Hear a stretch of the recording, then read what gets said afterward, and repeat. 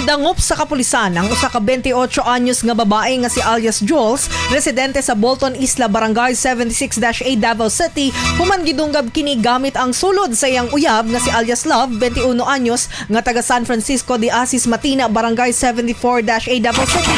Sa impormasyon gikan sa Davao City Police Office, nahitabo ang insidente alas 7 sa buntag niadtong Mayo 4, 2026, sulod sa balay sa suspect. Diin naglalis matud pa ang mag-uyab tungod sa pagdili niini nga makabalik sa ilang balay ang biktima.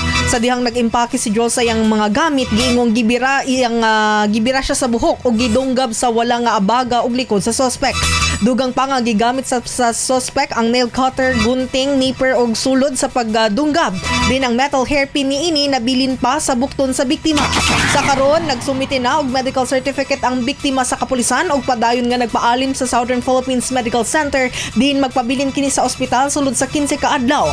Nagpadayon pasab ang investigasyon sa maong insidente aron kini mahatagan og tukmang disposisyon.